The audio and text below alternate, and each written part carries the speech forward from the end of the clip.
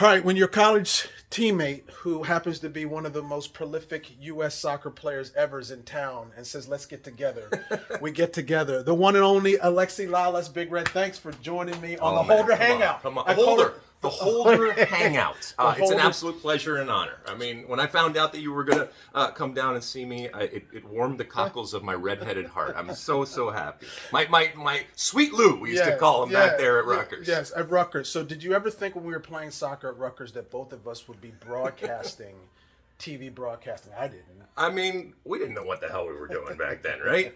So we were trying to figure it out. But understanding and knowing the type of person that you are, the personality that you had, the outward-facing type of personality that you had, it's not surprising ultimately that this happened with you. And you enjoy sports, you enjoy people, and you have a confidence that I think people can see, and I think that drives a lot of the stuff that you do. And obviously, I'm so proud of you for taking the knowledge and now being able to be an analyst of some substance on the air. So I got to start there.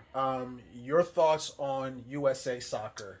We'll start with the women. Okay. The women, and then we'll go to the men. Okay. You're the state of the union that you feel for U.S. soccer. All right. So we are in a point right now when it comes to our women's national team where we are less than a year away from the next World Cup. Next World Cup will be co-hosted by Australia and New Zealand next summer of 2023.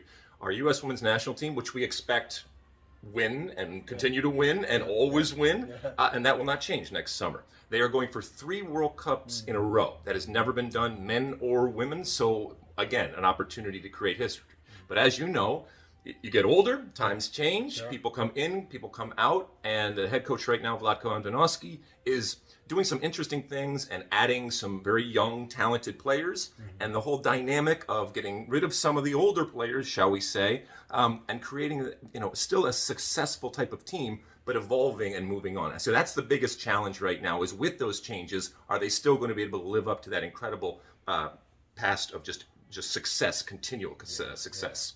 And with the men, your thoughts on the draw and how important is it for this particular time, for this country to get out of the group stage? Right? Yeah, so the U.S. men, obviously, World Cup coming here in a few months from now in Qatar, and at a time when we never had a World Cup in November and December, so that's unique. Obviously, being in the Middle East, never done that. That's unique. The good part from an American perspective is, while the U.S. wasn't there from a men's team perspective in 2018 in Russia, we're back now. And not only are we back, but this is a team, I think, Lou, that you, me, and all Americans will ultimately be proud of. Very young, very inexperienced, but a lot of guys playing at some really, really big teams, some really big leagues around the world. You look at Weston McKennie playing at Juventus. You look at Christian Pulisic playing at Chelsea. You look at Serginho Dest playing at AC Milan. And the list goes on and on and on. Now, that's all fine and well from a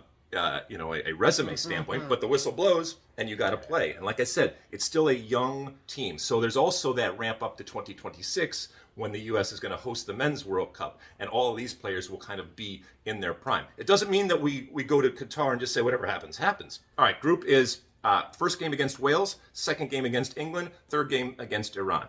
I think that we're better than Wales and Iran, so I would expect wins against them. You take your chances against England, and we've beaten England in the past, but I would think right now that England is a better team, but it also puts the U.S. in that wonderful and comfortable position of being underdogs, and we play that role really well.